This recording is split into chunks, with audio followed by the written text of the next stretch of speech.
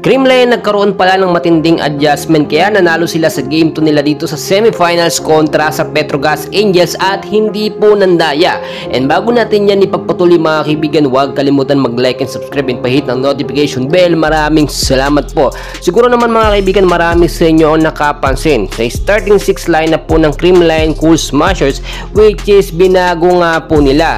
Kung mapapansin po ninyo, hindi po isinasama na ngayon ni Coach Sherwin Meneses sa first 6 lineup itong si Bea De Leon. Dahil sa huling naging laban nga po or sa mga previous game po ng CCS, lagi po nasa starting 6 si Bea De Leon. Sa naging laban ng CCS kontra sa PLDT, nasa starting 6 si Bea.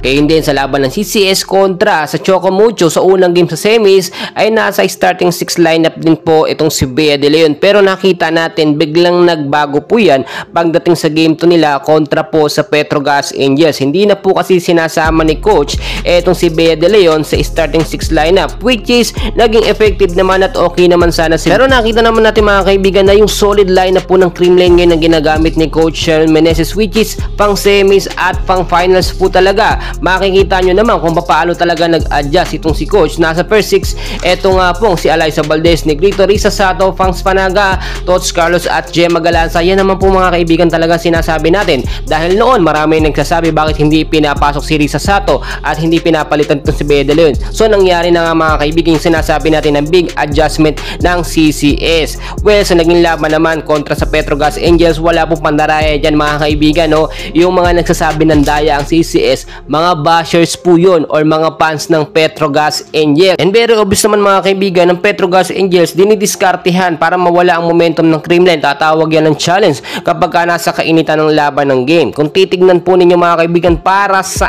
akin ang Creamline Cool Smashers ay nahanap or nakuha ang perfect fit na starting 6 lineup nila na pang semis at pang finals. Sa magiging laban po kasi ng Creamline kontra sa koponan ng Cherry Tigo crossover, no? Ngayong May 5 alas 4 po unang laban sila ay sisiguruduhin ng Creamline na matatalo nila ang Cherry Tigo crossover. Nakikita natin yung kalamangan ng CCS dito at malaki ang tsansa na road to finals po ang mangyari dito at magkakaharap, posible magkaharap eto nga pong CCS at ang Chocomucho Flying Titans. Mga kaibigan, napakarami pa nating kaganapan. So tapos na yung issue about doon kay Bobby Celso, no, sa pagtawag niya or hindi pagtawag ng net touch dito nga po kay Alyssa Valdez sa Creamline Cool Smashers, which is wala na pong problema yan. Nagbigay na yun ng pahayag dyan etong Petrogas Angels. Very fair na yung naging laban at wala pong naging dayan. Kaya mga kaibigan, dyan lamang kayo. I-update ko kayo sa mga susunod na kaganapan. And please po, huwag kalimutan mag-like and subscribe. Maraming salamat po sa inyo lahat mga kaibigan. Thank you very much.